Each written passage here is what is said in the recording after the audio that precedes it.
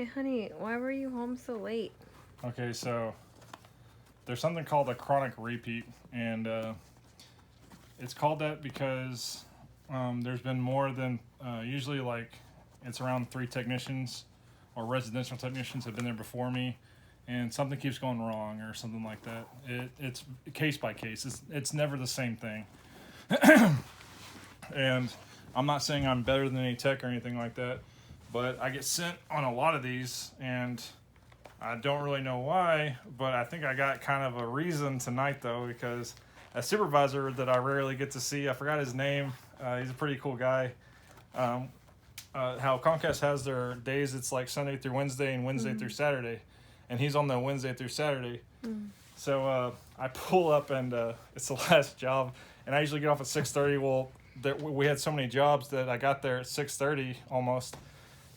He walks up and he goes, "Yeah, man, this guy is really mad.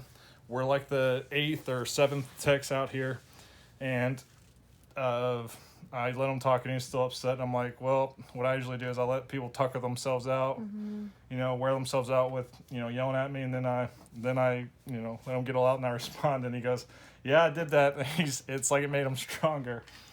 So the situation was. The box quit working, and it's one of the older legacy ones, and it's the one that doesn't have the voice remote or anything. So I walk in there, and I always wear my tag on my belt because on the back of our ID tags it says must be visible during all work hours of business or whatever.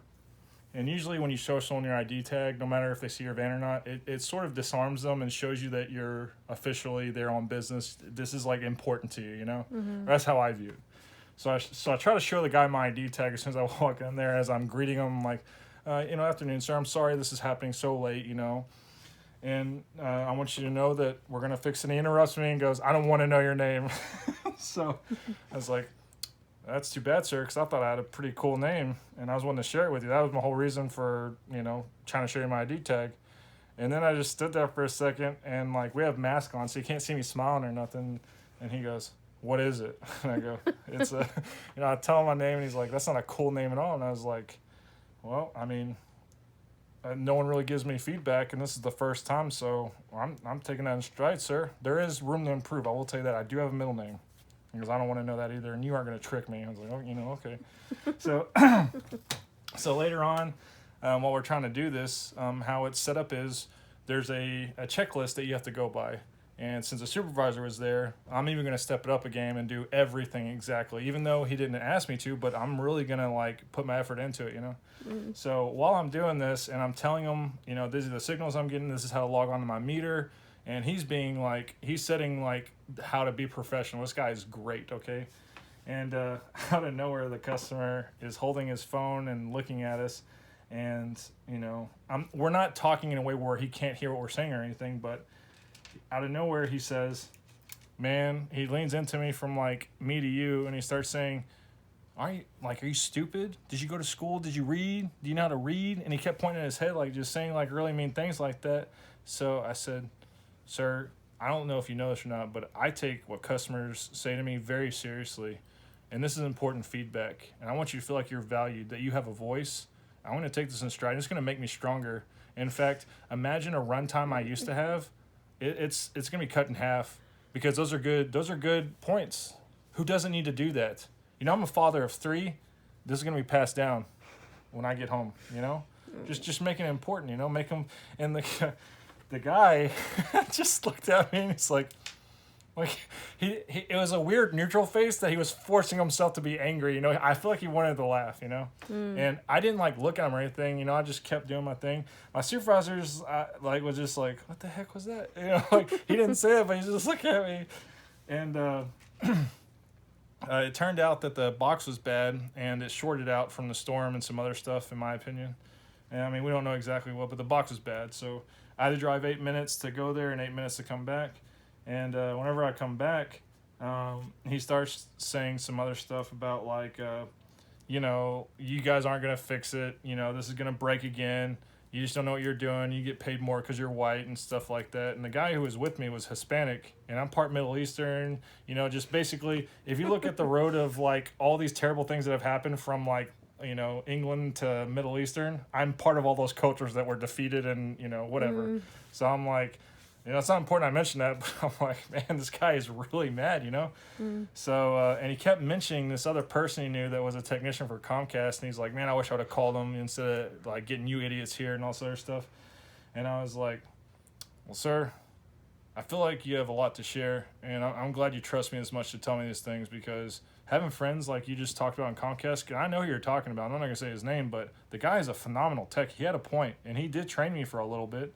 I mean, every job I've been after that I have the pleasure of going after, like, you have a good point. I've seen the craftsmanship of this guy. It's a, far and above what a normal technician can do. And I'm glad I was able to meet him and train him, that, he's still alive and kicking. I mean, he's the example. And the guy just, he's like, and he said his name. I was like, yeah, I know him. Like, that's who gave me this box that I'm installing right now. And he's like, I knew I should have called him instead of having you guys here. And he kept, like, just going back to that point.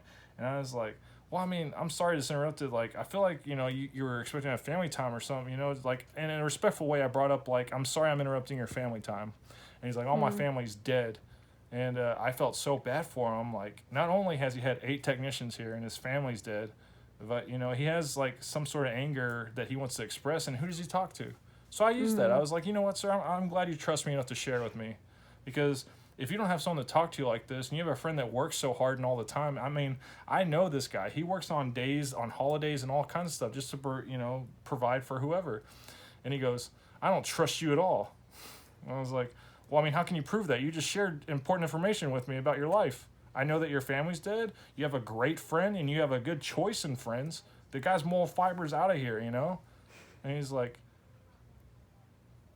he started thinking, he's like, how can I prove I don't trust him?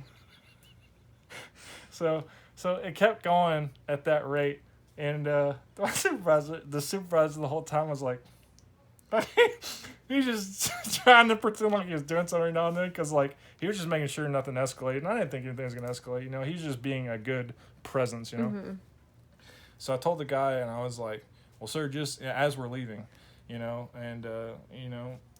we're leaving, I was like, sir, like, even though this was a bad way to meet you, I appreciate you being a customer at Comcast. Like, I genuinely do.